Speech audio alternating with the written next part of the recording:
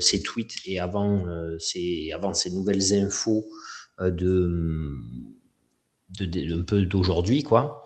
Donc, bien sûr qu'il y a une part qui va être un peu différente, mais ça se rejoint quand même. Donc, on va pouvoir quand même faire le travail tel que je l'avais envisagé, peu importe du coup les nouveaux tweets qu'il y a eu, et on verra de toute façon. Lui-même s'est décrit dans son tweet, je vous laisse aller le consulter, mais comme Monsieur Nice Guy, donc le Monsieur gentil est terminé, il a dit. Donc lui-même reconnaît le fameux taco, hein, Trump always chicken out, donc Trump se retire toujours comme une poule mouillée en fait. C'est le mardi quand il se retire. C'est ce qui veut dire, c'est ce que ça veut dire en anglais, hein, c'est qu'en gros c'est une poule mouillée. Donc, est-ce que c'est un tweet de plus qui n'ira pas plus loin? On verra. J'espère quand même qu'ils trouveront un deal en tout cas pour la population iranienne qui elle est sur place et subit tout ça sans avoir demandé quoi que ce soit. Bon, bref, donc on va commencer comme d'habitude par notre travail du calendrier économique. Donc le calendrier économique, 19 avril, lundi 19 avril, on aura tout simplement rien. 20 avril, on aura tout simplement rien au calendrier économique d'intéressant, hormis peut-être donc des quelques tweets de la part des Iraniens ou du président Trump. Le 21 avril, on aura à 14h15, ça va démarrer 14h15 par donc l'emploi ADP, le chiffre ADP de l'emploi, qui est un chiffre donc, qui est apparu dernièrement quand on n'avait pas les stats officielles américaines dues au shutdown il y a quelques mois. Les ventes au détail qui arriveront à 14h30. 14h30, les ventes au détail. Forcément, ça, vous n'êtes pas obligé de vous le marquer. C'est pour ceux qui veulent rentrer quand même dans une capacité d'analyse, de rentrer un petit peu plus dans le détail de ces chiffres-là. 14h55, le Redbook des ventes au détail. Et donc, ce qui va intéresser un peu tout le monde, ça va plus être ce qui se passe pendant les horaires d'ouverture du marché. Donc, 16 heures, les ventes au logement, c'est pas trop important pour le Nasdaq. On va plutôt avoir 17h30. Le chiffre du GDP d'Atlanta, donc à 17h30. Donc, c'est la projection, le GDP d'Atlanta, c'est la projection du PIB, de ce que sera le PIB sur le trimestre à venir. Un discours de Waller à 20h30, donc faire attention pour le live du soir. Et voilà pour le mardi. Mercredi, on aura donc le taux hypothécaire 30 ans, moi je le garde comme d'hab. Demande de prêt immobilier, ça aussi je le garde pour suivre un petit peu essayer d'anticiper la consommation un peu américaine. 16h30, on n'a pas grand-chose. Donc, cette semaine, pour pas dire qu'on n'a rien, on peut se marquer quand même l'importation de pétrole brut. Pourquoi on va se marquer l'importation? Parce que ce qui est important, là, c'est de voir justement, Trump passe son temps à dire que les États-Unis ne sont pas exposés de la même façon à ce qui se passe dans le monde parce qu'ils n'importent pas tellement de pétrole et puisqu'ils sont autonomes. Et donc, ce serait important quand même de voir un petit peu ce chiffre-là. Ça peut faire bouger un peu le Nasdaq pour si le doute puisse s'installer. D'accord. Moi, j'avais marqué les stocks. C'est plutôt l'importation. Hein, c'est à la même heure, mais oui, ce sera plutôt l'importation. Oui. Parce que les stocks, forcément, le stock, il va baisser. Forcément, hein, ça obligé, puisqu'on se doute qu'ils fournissent, en tout cas, en plus. Surtout en ce moment, c'est pour ça. Voilà. Mais ça va être, je pense, l'impact plus sur qu'est-ce qui est vraiment ramené de l'extérieur vers l'intérieur qui va compter. On va aussi avoir donc 19h, l'adjudication, 20 ans, ça va compter, forcément. Donc, on est mercredi, 16h30, mercredi, 16h30, voilà. Et donc, 19h, adjudication. 20 ans.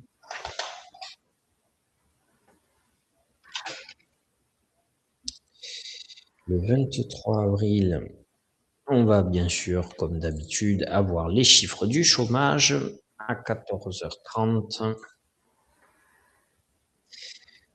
Les PMI services 15h45, très important, tout le marché ouvert. Donc, les PMI services jeudi 15h45, faire très attention.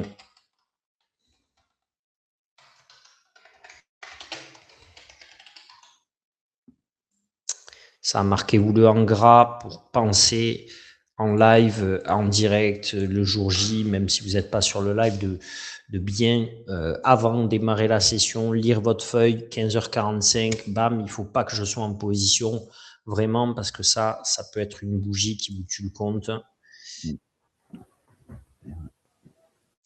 17h, bon, l'indice manufacturier, ça devrait aller, l'indice composite, ça devrait aller. 4 semaines, 8 semaines, et c'est bon. On est bon. Et donc, vendredi, 16h, l'indice Michigan, c'est tout ce qu'on aura. On n'a pas une grosse semaine, hein. On a plutôt même une petite semaine. 16h, l'indice Michigan. Et il n'y a pas le manufacturier, là, à 17h? Quand? Jeudi. C'est jeudi. Oh oui, mais c'est que de la fête de Kansas City. Donc, D'accord. donc non, ça n'aura pas d'enjeu important. Donc voilà. Alors par contre, ce qu'il va falloir faire attention, c'est que on démarre la saison des résultats. On démarre la saison des résultats et donc on va avoir mercredi normalement une entreprise importante pour nous, Tesla, qui va sortir ses résultats mercredi, donc post-market bien sûr, après clôture, mercredi. Mercredi, en fait, ça va être la plus grosse journée, hein, si on regarde. Bon, avec jeudi, mercredi, jeudi, ça va être les deux plus gros jours. Donc voilà, Tesla qui va sortir ses résultats. Bon, IBM dans une moindre mesure. Et après, c'est à peu près tout. On a Intel jeudi, mais c'est pareil, c'est post-marché, donc ça n'aura pas trop d'impact pour nous. Tac, tac, tac. On fait un petit tour quand même, hein, on regarde ça, de pas se tromper. Tiens, je vais peut-être faire un filtre juste pour être tranquille, mais normalement, ouais, voilà, moyenne élevée, donc c'est bon. Donc voilà, on a le premier qui ouvre le bal. On va avoir 3 MM, mais c'est pareil, ça va être post. Ah, non, c'est avant marché. 3 MM compagnie. Donc ça, quand même, ça, je vais me le marquer. Tesla mercredi et après les autres, pardon? C'est avant. 3 MM, c'est mardi avant l'ouverture. Alors,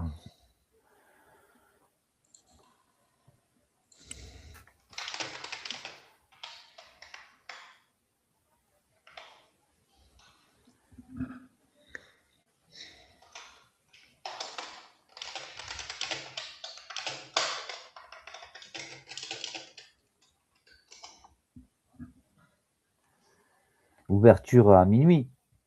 non, non, avant l'ouverture des marchés, avant 15h30, ce sera donc. D'accord. Voilà. Bon, pourquoi on va s'intéresser à 3M? C'est parce que quand même c'est une société un petit peu qui vend des solutions un peu tech à l'industrie tech. Voilà, composants électroniques notamment. On va un petit peu le regarder, disons, avant l'ouverture du marché. Pourquoi? Parce que comme il n'y aura rien mardi, il n'y aura pas d'infos, quasiment pas. Il vaut mieux être prévoyant. Ne pas sauter trop vite dans la bagarre, surtout regarder un peu ce résultat avant de décoller. Pas de souci, Nicolas, avec plaisir, t'inquiète, tu arrives quand tu arrives. Donc voilà, donc mardi, ça on va se le marquer, pareil, donc marquez-vous-le avant ouverture. Hop, 3M, résultat. Voilà, avant ouverture du marché. devrais les avoir vers entre 14h et 14h30 généralement. Donc voilà, allez. Pour ce qui est donc maintenant du travail d'analyse que l'on peut faire, hop, je vous bascule là-dessus, excusez-moi, tac, ça on va le faire, mais je prends les notes pour que vous puissiez suivre, hop, excusez-moi, ça va faire un peu de... Donc, ben, vous l'avez... Attends, il y avait que ça mardi et mercredi, c'est Tesla. Mercredi, c'est Tesla, mais c'est après clôture, ouais, après 22h. Voilà, merci, c'est tout. Merci donc, vous l'avez vu, le nom de ce travail d'analyse, de ce travail du dimanche, c'est les records sont-ils justifiés? Le verdict approche. Pourquoi le verdict approche? Parce que on va rentrer dans une période de résultats, des résultats des entreprises, et donc cette période est quand même une période un peu clé pour notamment vis-à-vis de ce qui se passe sur le marché. Donc déjà, on va commencer un peu par une information donc, que j'ai lue sur cette accélération sur le Nasdaq en termes de pourcentage. On trouve le seul équivalent que l'on trouve sur le Nasdaq, sur la dernière poussée. Donc si on regarde, tiens, on va se mettre le graphique de ces derniers jours. Donc, en termes de pourcentage sur cette poussée-là, donc du 31 mars donc à aujourd'hui, là, au 17 avril, sur les 15 derniers jours, et plus précisément, on va dire vers ici, vers le 1er avril, 2 avril, depuis cette réelle poussée-là. En termes de pourcentage, c'est le plus gros... elle a comme équivalent après la crise de 2008, après les subprimes en 2009, donc c'est post-subprime, c'est le seul équivalent que l'on trouve en termes de pourcentage de progression entre le point haut et le point bas sur une si petite durée de temps. Donc, c'est-à-dire c'est quand même fou dans le contexte actuel, surtout qu'il faut se dire qu'à l'époque, quand même, le Nasdaq avait été divisé par 2 avant d'avoir cette poussée haussière, avant d'avoir ce fameux rebond. Il avait été divisé par 2, alors que là, on est plutôt sur un repli. Regardez, on va pouvoir dézoomer un petit peu, mais on était plutôt sur un repli par rapport au dernier plus haut et au plus bas ici, de pas tout à fait, un peu plus de 10%. D'accord, on était dans les 12, entre 12, même pas loin des 15%, mais on était à peu près dans les 12% de repli. De toute façon, tiens, on va le calculer. Si on le regarde rapidement, c'était 26 399, et là, le plus bas de l'année, on l'a touché 22 961. Donc 22 961 divisé par 26 399, voilà, moins 1, on était à 13%, voilà, 13% de repli avant d'avoir ce fameux rebond, alors que, donc, comme je vous dis, en comparable, le seul comparable que l'on trouve en 2009, quand même, le Nasdaq avait été divisé par 2 avant d'avoir ce fameux autant de pourcents de rebond en si peu de temps sur une période si courte. Donc, c'est quand même assez stratosphérique de se dire que le marché il puisse repartir comme ça si vite. Et donc, quand on voit, tiens, on va faire le lien immédiat avec donc ça, c'est le price earning, c'est le ratio prix-bénéfice, le prix de l'action, le prix payé et le ratio bénéfice. Là, on peut voir que donc on revient sur vraiment les plus hauts là de la fin d'année dernière, 37,02. On est à 37,62. On avait eu un pic ici à 38,50 en fin d'année 2024, pardon, pas dernière, l'année d'avant, sur l'élection de Trump. Souvenez-vous, on avait eu une grosse poussée haussière. Depuis, on était loin du compte, mais regardez cette inversion donc du prix court-bénéfice des actions, il est assez... Il est incroyable, honnêtement, il est quasiment incroyable. Cette goutte-là qui avait eu lieu, c'était des moments, en fait, vous voyez, quand on reprend la même zone, en fait, on est vraiment, c'est ça, ces périodes droit de douane, etc. Regardez le temps qu'on a mis à les remonter. Et regardez là ce qu'on a mis à remonter, en fait. C'est-à-dire que là, en 15 jours, on a fait le travail ici. on était à peu près à juin. On avait fait ce boulot-là pour octobre. On avait mis 4 mois à remonter. On l'a fait en 15 jours. Voilà. Donc, c'est assez fou. C'est vraiment fou. On n'est même pas redescendu. On est à peine arrivé dans la moyenne 5 ans qu'on était déjà reparti. Hein, vous allez le voir ici. Sur 5 ans, on est à peine arrivé dans la moyenne 5 ans qu'on est déjà reparti plein fer, plein nord. On est quand même sur des niveaux, attendez, on est quand même sur des niveaux qui sont assez inquiétants, qui sont vraiment des niveaux plutôt de bulles. Pourquoi des niveaux de bulles, sans vouloir être alarmiste? C'est que, si vous voulez, on peut le voir ici. On va faire un average sur 5 ans. On va se le zoomer comme ça. Je vais même prendre les 10 dernières années. On va plutôt faire ça. On va reset le zoom et on va le mettre depuis 2016, vous voyez. Et vous allez voir que c'est intéressant parce que donc là, c'est le prix forward actuel. Ça, c'est donc l'autre à 37, c'est le forward, le price earning forward, donc le ratio prix-bénéfice à venir des actions à venir. Et là, c'est le ratio prix-bénéfice des bénéfices actuels. Donc, on est un peu en décalé entre ce que nous, on trade, puisqu'on trade un ETF, et le marché réel. Mais peu importe, l'essentiel, c'est de se dire, c'est de voir le mouvement. Donc, on s'en fout. Autant sur le forward que sur le réel, l'actuel, c'est la même chose. On revient quand même, vous le voyez, sur des niveaux qui sont, chaque fois qu'on touche normalement le 33 en prix en price earning, c'est le moment où on corrige. Donc vous voyez ici, on l'a touché, on corrige, on le touche, on corrige, et là en fait, on venait à peine de revenir dans la moyenne quand d'un seul coup, boum, on se réinverse, puisque là, il ne prend pas en compte la poussée du mois d'avril en entier, puisque le mois d'avril démarrait à peine. Donc, au 1er avril, c'était le point bas, puisque c'est le moment où il a décidé, pouf, d'exploser vers le haut. Donc, sur l'autre graphique, c'est au mois de mai que l'on aura le chiffre d'avril fini. Et donc, la moyenne d'avril finie actuelle, elle sera peut-être normalement ici plutôt vers 35, 36. Et donc, on démarrera le mois de mai à 35. Donc, ce qui va se passer, c'est que en fait, on revient sur les zones qui sont des zones où on se met à corriger normalement et qui sont des zones quand même qui sont un peu dangereuses entre guillemets pour le marché. Vous le voyez ici, chaque fois que c'est des zones boom où on corrige, boom où on corrige, boom où on corrige, boom où on corrige.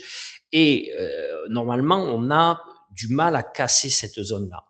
Il y a quand même un réel effet on-off qui donne un effet d'irrationalité sur le marché. C'est-à-dire que, souvenez-vous, post-droit de douane, on a eu cet effet, pareil, quand les droits de douane étaient un coup enlevés, un coup mis par Trump, on savait même plus si c'était les jours pairs qui avaient les droits de douane et les jours impairs qui n'y étaient pas, ou l'inverse, on perdait un peu le fil.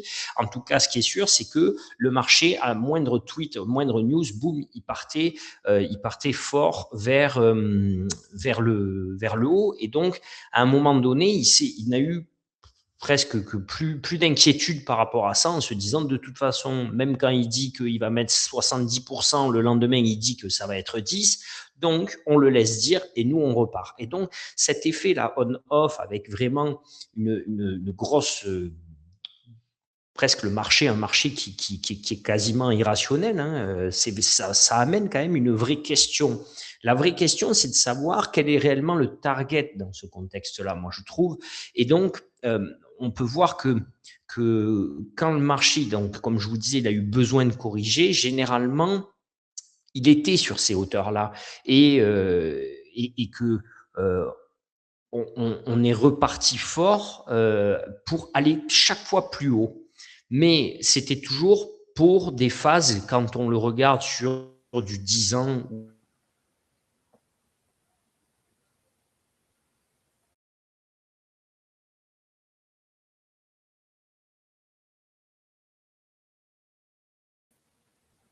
Je sais pas si c'est que moi, mais je t'ai perdu.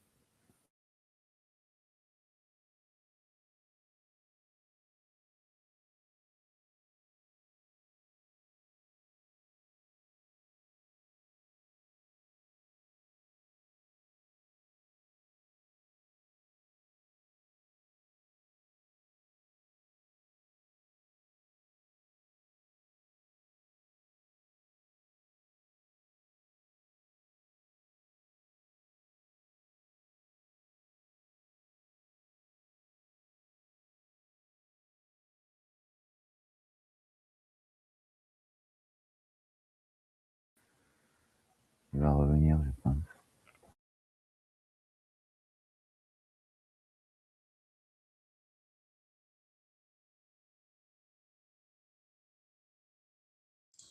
Je ne sais pas ce que c'est où que ça a coupé.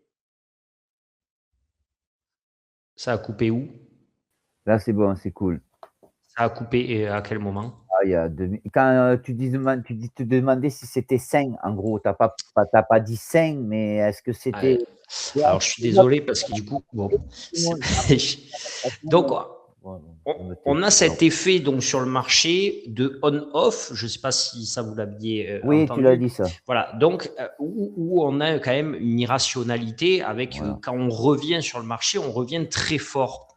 Et donc, en fait, ce que j'ai essayé de vous montrer, c'est que chaque fois que, vous voyez, hop, attendez, je vais changer je pense que c'est parce que j'ai fermé ça sans le faire exprès. Non, mais on l'a vu, les trucs qui montent, qui descendent, qui montent et qui descendent. Ça, on l'a vu, tout ça. Donc, chaque fois qu'ici, on dépasse cette zone-là, chaque fois, c'est la zone où on est dans une bulle. Et donc, c'est quand on revient sur le price earning. Ah, j'ai trop de fenêtres ouvertes, c'est compliqué. Voilà, chaque fois quand on le franchit, vous voyez, c'est l'année 2000, c'est la bulle Internet, c'est les phases ici 2009 avec donc le post-subprime, 2020 post-Covid où derrière le marché perd 40% de sa valeur. Donc chaque fois, c'est des phases de retournement de marché assez importantes, des phases de bulle. Donc en fait là, ça fait quand même une fois, deux fois, trois fois. Vous voyez qu'on essaye de tester la zone du price earning sur le marché. Alors, forcément, vous me direz, les valorisations ne sont pas les mêmes, donc ça va vite aussi pour arriver à ce ratio. C'est-à-dire que les ratios sont plus faciles à atteindre à des seuils hauts à partir du moment où la valorisation des entreprises n'est pas la même. Donc ça, on est d'accord. Mais dans l'idée, c'est que on a quand même ce danger à un moment donné que si on franchit cette zone un petit peu et qu'on reste par là, ça va être intéressant. Si vraiment on casse la zone, ben, on va être quand même dans cette peur de la bulle qui peut éclater puisque chaque fois que l'on est allé chercher vraiment plus haut, on est rarement, vous voyez, quand on a franchi ici, on est rarement, en fait, finalement, quand on a franchi les 40%, on est rarement resté autour des 40%. Hein. Ici, oui, mais après, là un peu, mais on s'est quand même pris tout ça dans la tête. Mais sinon, on est toujours bien parti beaucoup plus haut. Ok, ça c'est assez historique. Et donc, si on arrive à casser ça vraiment beaucoup plus haut, il viendra quand même le fantôme dans le placard. Ce sera quand même la possibilité d'une bulle. Et donc, il faudra y faire attention. Donc, la réelle question que l'on se pose sur le marché, comme je disais, c'était quel est réellement le target dans ce contexte? Alors, on peut voir que donc, quand le marché casse ses zones, on est dans une phase de bulle. Aujourd'hui, la question, c'est donc de se demander si les actions, elles valent leur prix. Et si la saison des résultats qui arrive va répondre à cette question, tout simplement.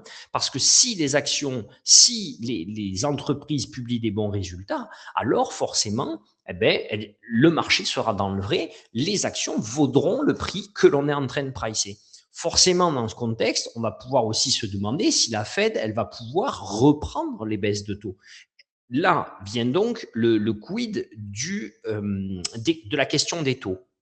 Et qu'est-ce qu'on peut de quoi on peut se rendre compte? C'est que sur ce dernier mois, les taux, ils ont fait un petit peu comme le pétrole. C'est-à-dire que si vous regardez sur les dernières années, on avait des taux, vous voyez, qui étaient plutôt entre 4 et 4,10 ces derniers temps. Depuis quelques mois, on luttait pour être en dessous des 4,10. Hein, on était par là, vous voyez, on stagnait. Hein, depuis octobre-septembre, on faisait quelques incursions au-dessus de 4,10, 4,15, mais on retombait vite en dessous et on essayait de temps en temps, pareil, de casser par le bas les 4%.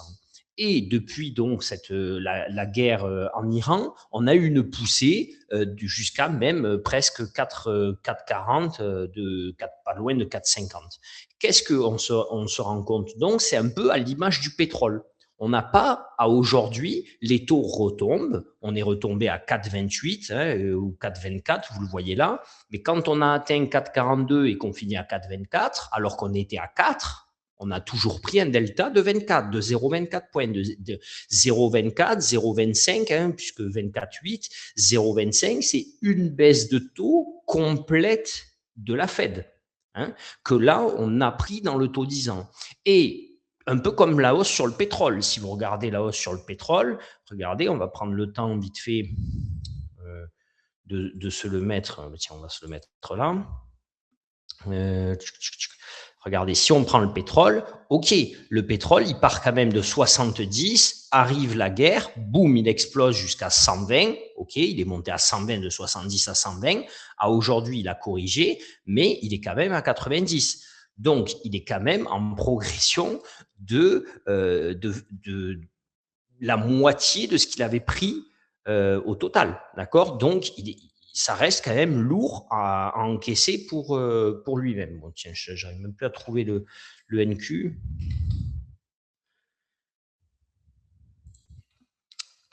Donc, ça reste quand même lourd à prendre en compte parce que on est sur un marché qui est passé du coup de 70 à 90 et on est loin d'être revenu. Alors que eux, les indices actions, eux sont revenus sur leur plus haut. Eux sont clairement revenus et ont même cassé leur plus haut et ont même dépassé le price forward, le price earning, pardon, qu'ils avaient avant la guerre. Donc, il y a quand même un décalage entre ce qui se passe sur le marché et ce qui se passe sur les taux, sur le contexte et sur un petit peu tous les indices. Parce que ce qu'il faut regarder aussi, c'est que donc on peut considérer qu'on est sur des taux élevés, hein, on doit considérer qu'on est sur des taux élevés et que tous les marchés montent.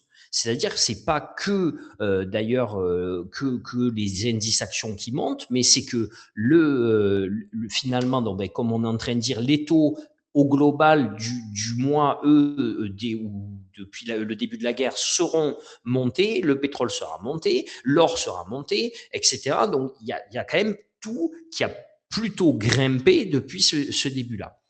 Sur ces niveaux de taux élevés que l'on doit considérer, il y a, souvenez-vous, un sujet qu'on a un peu oublié dû à la guerre en Iran. C'était de là qu'avait démarré un petit peu cette phase de correction de marché. C'était les conditions de crédit privé.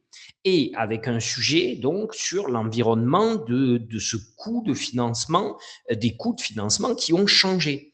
Et quand on analyse les datas de ce rallye haussier ici, donc de cette poussée haussière, notamment due à certaines annonces géopolitiques, mais pas que, hein, puisque quand même la situation n'a pas déjà la situation n'est pas totalement réglée et totalement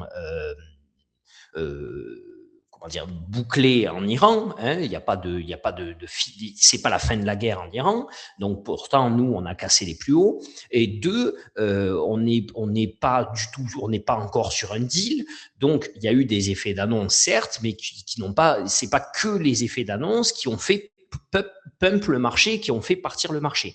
Donc, dans l'analyse de l'environnement de ce coût de financement, et quand on regarde les datas, quand on cherche à lire, à voir un petit peu ce que disent en tout cas les banquiers, c'est qu'on se rend compte que cette fois-ci, dans ce rallye-là, de poussée, contrairement à la poussée qu'il y avait eu suite au droit de douane, cette poussée-là, elle, il y a pas mal de smart money qui y a participé et qui participent à cette poussée-là. Et donc, là, on peut se poser deux questions. La première, c'est le retail. Est-ce qu'il n'est pas là parce que finalement, il a moins de disponibilité? Peut-être que cette fois-ci, contrairement au mouvement post-droit de douane, ben, le retail, il n'a pas la capacité financière, le pécule ou l'épargne nécessaire pour pouvoir contribuer, être l'initiateur de ce point bas, et ou peut-être que le retail, il voulait essayer d'atteindre des points plus bas, ce qui m'étonnerait parce que le fameux V-bottom, c'est quand même quelque chose qui revient depuis quelque temps, depuis le Covid, c'est quelque chose qui est très présent sur le marché. Donc, moi, en fait, ce que je ressens là, c'est si je prends le contexte et que je me dis, OK, la guerre en Iran n'est pas finie. Il n'y a eu que des effets d'annonce, mais il n'y a rien de concret. On le voit avec ce qui se passe en plus aujourd'hui comme annonce. Si je considère que tous les marchés montent, l'or grimpe sur une détente géopolitique et baisse quand il y a des tensions, quand il y a les tensions géopolitiques.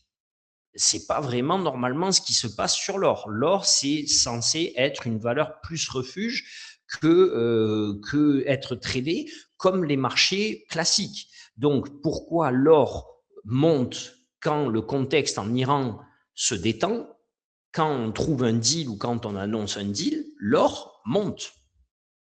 Bon, donc, qu'est-ce qui se passe un petit peu sur ces autres marchés?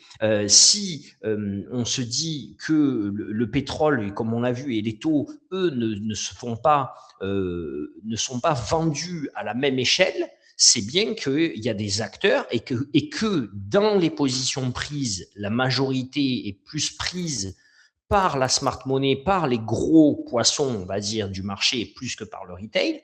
Moi, je me dis, attention, est-ce qu'à un moment donné, on n'est pas dans un énorme bull trap par les gros acteurs? C'est-à-dire que les gros acteurs ont loupé un petit peu le premier passage, la première fois, la dernière fois, quand il y avait eu un rallye haussier suite au droit de douane. Est-ce que cette fois-ci, ils font pas un bull trap un petit peu au retail? C'est-à-dire que je m'explique, on sait qu'on va avoir la saison des résultats qui démarre. On est toujours, quand on est dans une banque ou quand on est dans un fonds d'investissement, quand on est un gros poisson, on est toujours dans l'anticipation. Le marché, il ne price pas ce qui se passe aujourd'hui, il price ce qui se passe demain. Et donc, à aujourd'hui, ils savent que les résultats des entreprises, ils sont plutôt bons. Ça, on est d'accord, on l'a vu, il commence à y avoir des résultats, ils ne sont pas mauvais. Et donc, je pense qu'ils se disent, OK, les effets de la guerre sur l'économie, on va dire l'économie réelle, concrète, dans l'instant T, n'a pas eu d'impact réel sur les bénéfices que vont sortir les entreprises. Et donc, ils sont déjà dans l'instant d'après de se dire, OK, qu'est-ce qu'on fait? C'est-à-dire qu'avant les résultats, on achète ces actions-là, on dope le marché. Qu'est-ce qui va se passer quand les résultats vont sortir? Le moment où tous les retails vont sauter, nous, on va pouvoir vendre. Petit rappel, on sait que les acteurs principaux n'ont pas le droit de short-cutter les actions. Ils n'ont pas le droit de liquider une action qu'ils n'ont pas.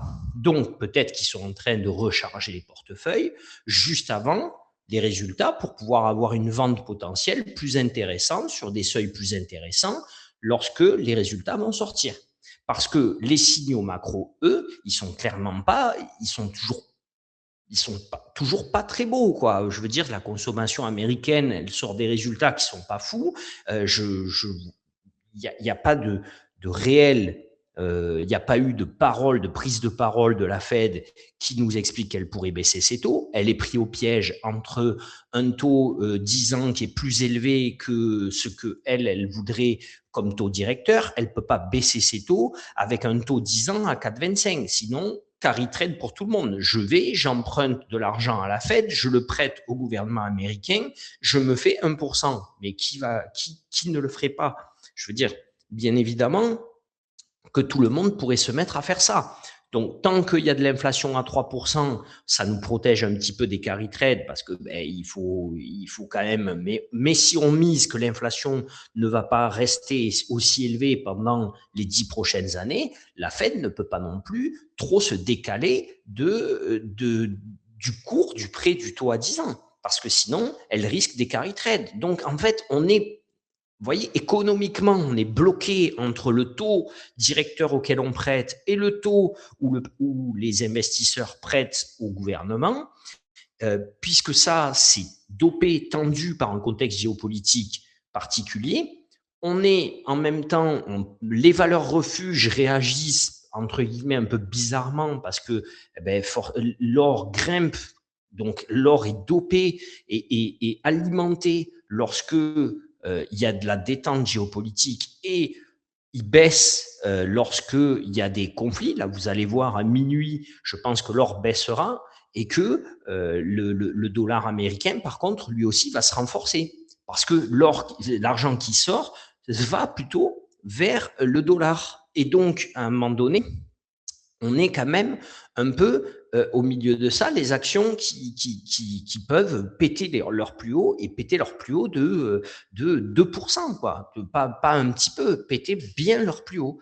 Donc, est-ce qu'on n'est pas à un moment donné dans un mouvement de marché intelligent de la part de la smart money qui anticipe déjà les résultats de la semaine, pas de la semaine qui arrive, mais de la semaine d'après, et en se disant, quand les résultats vont sortir, ce sera le bon moment pour liquider les portefeuilles, pour pas liquider dans le mauvais sens, hein, pour pouvoir juste alléger les portefeuilles et pouvoir redescendre ces price earnings, puisque on aura en fait un ratio prix-bénéfice. Comme on aura un nouveau bénéfice qui va sortir, on aura un nouveau ratio prix-bénéfice plus faible, et quelque part, quand on va alléger les portefeuilles, on va tirer ce ratio prix-bénéfice encore un peu plus bas par rapport à là où on était au moment où on a décidé de partir en V-bottom. Parce que là, le V-bottom, il est quand même assez bluffant. Voilà. Et honnêtement, je sais pas, j'ai presque, entre guillemets, si je peux dire, espoir d'avoir raison, parce que je me dis, mais comment, quoi? Comment je peux avoir ça, vous voyez, ça là, et ça derrière, pendant là, en 3 jours, quoi. Enfin, je sais pas. Si c'est pas ça, de toute façon, il faut pas avoir de biais. Ces derniers jours, d'ailleurs, il faut avoir la capacité d'analyse et se dire que on a été moins bon, pas pendant un mois, mais pendant quelques jours, pas cette dernière semaine, mais la semaine un peu avant, parce que il y avait un petit biais du contexte, etc. Là, on voit bien que le marché, c'est lui qui a toujours raison. On ne doit pas avoir de biais. On doit aller dans le sens du marché. On doit faire ce que le marché veut. Et si le marché estime que c'est le moment de monter, même si tous les signaux ne semblent pas au vert, la preuve, la smart money, elle a de toute façon plus d'argent et elle pourra que nous écraser. Donc, il vaut mieux se mettre avec elle. On essaye de prévoir, d'anticiper, de réfléchir à qu'est-ce que peut être le mouvement, pourquoi il arrive maintenant, pourquoi il arrive comme ça. Et donc, je pense qu'effectivement, on peut-être avoir un mouvement de marché qui soit plus un bull trap par la smart money en disant, voilà, on revient dans le marché, on achète sur des price earnings plus bas, sur des prix de marché qui sont quand même intéressants, on dope le marché, on tire avec nous un peu tous les retails, mais dès qu'on aura les résultats, on tirera un petit peu la chasse et on va revenir sur des seuils qui assez rapidement, en fait, finalement, sur des seuils intéressants. Pourquoi je pense ça? Parce que quand même, regardez, on a mis de janvier à fin mars, donc on était le 28 janvier, du 28 janvier au 31 mars, donc il y a quand même février, mars, on a mis 2 mois à aller du plus haut de tous les temps au plus bas de l'année. Ok, on a mis 2 mois à perdre donc 13%. On a mis 15 jours à récupérer entre 23 000, tiens, on va regarder, entre 22 961 et mince. Et donc, 26 825 divisé par 22 961, on a mis 15 jours à récupérer presque 17%. Donc, on a mis 2 mois à perdre 13%, on a mis 15 jours à récupérer 17%. Voilà. Donc, si ça, et tout en sachant que ça, c'est dans la data, plus de smart money que de retail, que de particuliers, que pourquoi on compare les retails, parce qu'aux États-Unis, les retraites, etc., se font beaucoup par capitalisation, et donc il y a quand même beaucoup d'investisseurs. Donc, si c'est plus les fonds d'investissement et la smart money qui est allée, c'est que peut-être ils sont allés chercher du scoring, du résultat maintenant, et qu'à un moment donné, c'est peut-être aussi pour eux l'occasion, j'ai envie de dire, sans parler de larron, mais l'occasion qui fait qu'ils se disent, bah tiens, les résultats du semestre, on va les chercher là. Les résultats du trimestre, on va les chercher là. On va faire du chiffre, on va acheter l'action finalement plutôt en solde de 10-15%, et on la revendra d'ici finalement 3 semaines, 15 jours, puisque la semaine, pas cette semaine, mais la semaine d'après, il y aura les résultats, avec 20-25% de plus, quoi. Parce que quand on a acheté l'action 15% moins cher et que là, on est déjà à 17%, ça veut dire que dans 15 jours, on peut faire 25% de plus-value. Et donc, ça devient intéressant pour eux. Ils encaissent des bénéfices, ils font du résultat, et en même temps, ils allègent le portefeuille pour pouvoir re-rentrer sur un price earning beaucoup plus intéressant. Ils travaillent le PRU. Voilà. J'espère que c'était clair un petit peu. C'est ma vision un petit peu de la poussée. Ça ne m'empêchera pas de me mettre avec eux dans la poussée comme on l'a fait cette semaine. Voilà. Si vous avez des questions, n'hésitez pas, dites-moi. Bon. J'espère que vous m'entendez parce que comme vous m'aviez perdu au début. Ça. Non, moi, j'ai pas de questions. Après, les autres, je sais pas. Merci. Allez, parfait, Maxence. Donc, du coup, ce qu'on va faire, c'est qu'on va regarder un petit peu le graphique. Qu'est-ce qui peut se passer quand on est sur une telle poussée, hein? Bon, ce qui peut déjà se passer, premièrement, c'est un retour quand même assez évident vers le... attendez 2 secondes, je regarde parce que... Oui, merci. OK. Donc, mince, ça, on va fermer. Donc, qu'est-ce qui peut se passer? C'est quand même, à un moment donné, avoir un petit retour. Parce que, alors, un retour, je ne vous parle pas d'un retour sur 25 000 points en 4 heures, hein, on est d'accord. Mais il faut bien quand même, quand c'est aussi, vous voyez, quand c'est aussi vertical, qu'il y ait une phase un petit peu de prise. Ça, c'est-à-dire que, souvenez-vous, OK, loi de dos, accumulation, participation, il faut bien qu'il y ait une distribution. Donc, il va au moins falloir qu'on revienne, vous voyez, vers ici, ça semble évident. Regardez, si on le met en daily même, hein, si on le met en jour, regardez ça, regardez comme c'est carrément dingo. Regardez ça. Voilà ce que c'est les 15 derniers jours. OK, les 15 derniers jours, c'est ça. Donc là, voilà. Donc là, je ne vous dis pas qu'on va revenir ici à 25 000 en 2 jours, mais si on revient dessus en journalier, vous voyez, tac, c'est cohérent aussi. Mais il va nous falloir quelques jours quand même pour revenir, et au milieu de ça, il y aura des phases assez intéressantes. Et la phase intéressante, forcément, ce sera celle-ci là. Vous voyez, elle est assez claire, elle est assez évidente. OK, donc on était sur un premier passage, deuxième passage, troisième passage. Donc là, on peut revenir prendre appui dessus. Si on se met, on va même se mettre en 4 heures. Vous voyez, si on se met en 4 heures, record, non? C'est ça?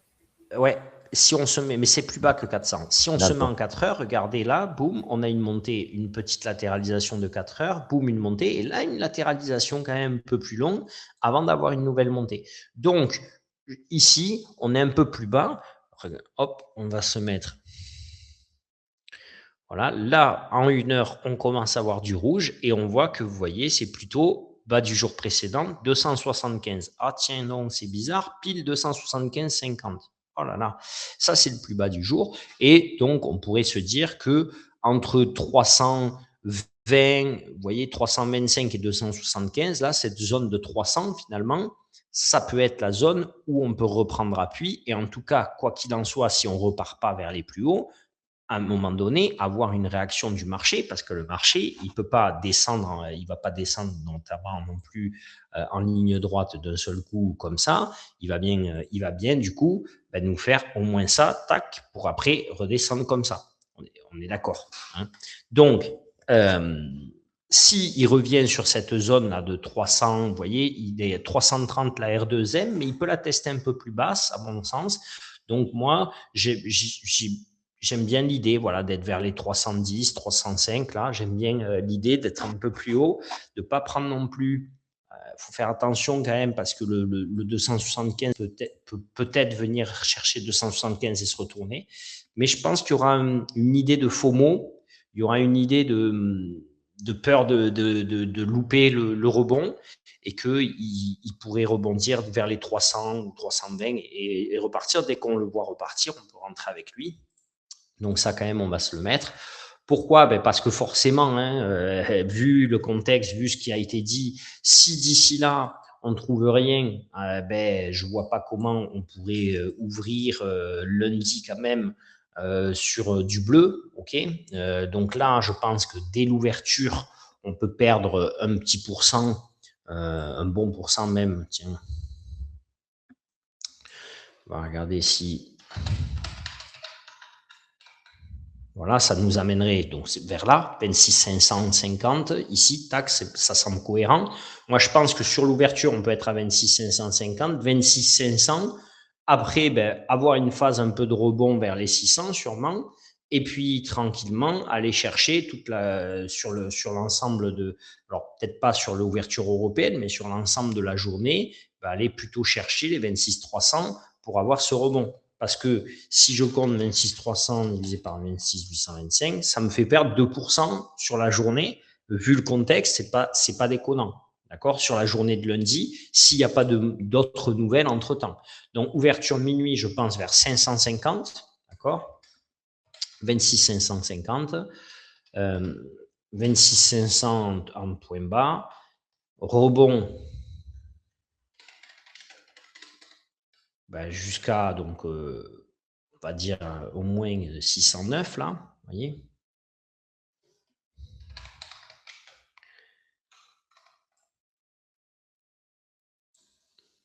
Tac. Puis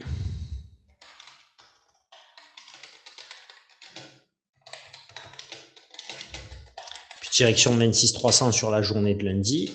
Mardi, bon, avec les quelques résultats d'entreprise, etc., on peut peut-être essayer de revenir vers les 26 500 selon aussi le contexte, hein, bien sûr, selon le contexte géopolitique. Ce qui est sûr, c'est qu'après 26, là, 275, une fois qu'on l'aura cassé, ça semble évident que la prochaine zone de rebond potentiel, elle est ici, 26 000. Hein, vous la voyez assez clairement. Bam, ici. OK? Donc là, on va pouvoir se le noter. Hop, mardi.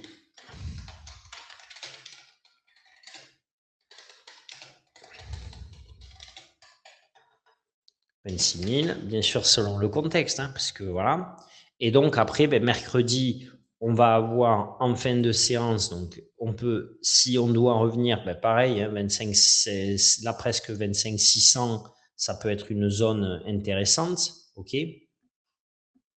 Là, c'est la zone un petit peu presque, et celle-là quand même déjà commence à être un peu moins intéressante que les autres, d'accord, parce qu'elle latéralise très peu finalement. On est plutôt sur du 500, 538. Ouais. Ouais, 538 peut-être. Allez, on va plutôt se marquer ça.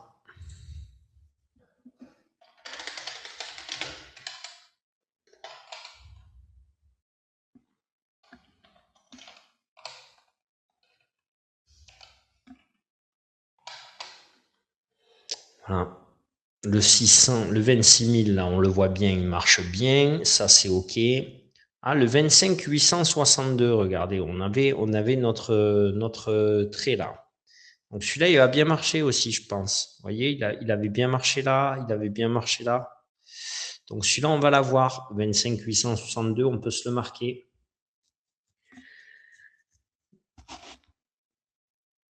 En séance, en journée, c'est pas mal, mercredi.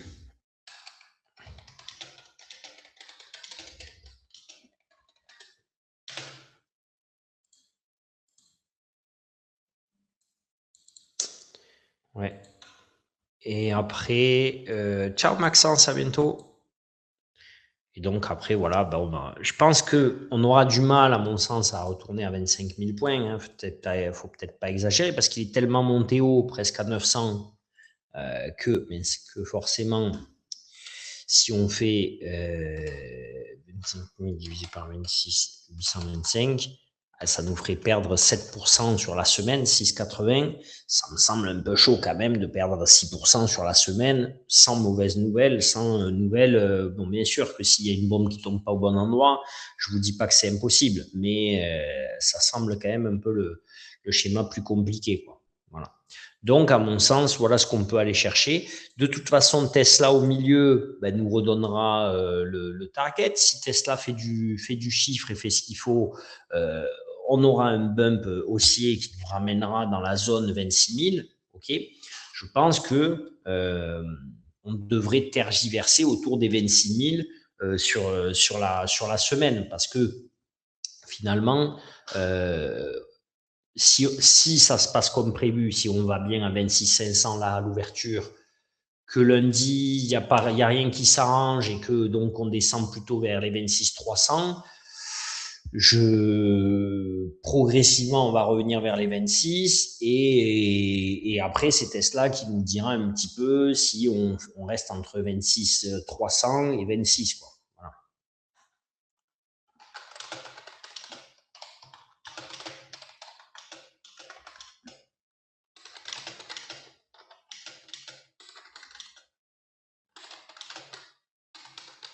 Ok.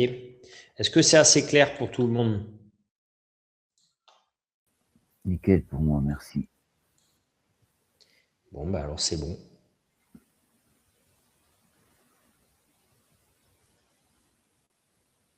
Voilà, on devrait revenir travailler cette zone-là. Là. Vous voyez ce bloc-là qui a été travaillé ici. Voilà. C'est ce bloc qu'on devrait revenir travailler, de toute façon, et qui a été retravaillé ici. Là, ça, hop, là, c'était 26 000, pile 26 300. Et là, 26 300, 25 200, 862. Donc, grosso modo, c'est ce qu'on dit. C'est que si on a un point bas, qu'on passe en dessous de 26 000, on peut venir chercher les 800 et hop, repartir vers les 26 000. OK, mais et rester après entre 26 300 et 26 000. OK.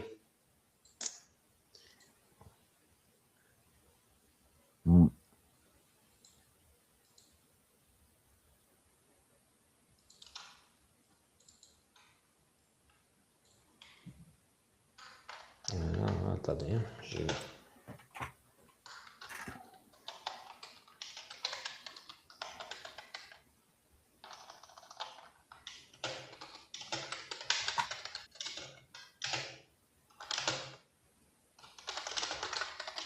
voilà. Si on commence à décrocher, et que parce que Tesla, par exemple, mauvaise nouvelle en Iran, mauvaise nouvelle sur Tesla, etc., je pense que cette zone-là, là, entre le 26 000, en fait, finalement, 26 500, 25 500, 25 600, là, devrait être la zone où on vient se poser, finalement, avec en point bas 25 500, en point haut 25 800, et rester, vous voyez, plutôt vers les 600, 650, monter un petit peu, redescendre, et rester comme on l'a fait ici. Voilà, en fait, finalement, comme on l'a fait là, je ne sais pas si vous le voyez bien, si c'est pas trop, si c'est pas assez zoomé, mais comme on l'a fait ici, comme on l'a fait ici, même si c'était plus bref, comme on l'a fait par contre ici pendant un moment, quoi. Voilà. Ok. Voilà ce qu'on peut, voilà ce qu'à mon avis on devrait revenir chercher si les nouvelles sont pas bonnes. Si les nouvelles sont ni pas bonne ni bonne, on devrait plutôt être sur ce gap-là, vous voyez, ce carré-là, que celui plus bas, quoi, en fait. Voilà. On va plutôt être là-dessus, à mon sens. Voilà, comme ça, si les nouvelles ne sont pas bonnes, on sera plutôt sur le point haut que sur le point bas. Voilà. OK. Allez, ben écoutez, si ça vous va, pour moi, c'est nickel. Ouais. Et donc, ben, je vous dis à demain pour le premier live de la semaine. En espérant donc des aussi bons résultats que la semaine qui vient de passer. Ouais, t'as raison. Et puis voilà. Allez, ben merci à tous d'avoir été là. Ciao, ciao. Et puis bon week-end. Ciao, merci. Ciao à tous. Bisous. Et à toutes, pardon.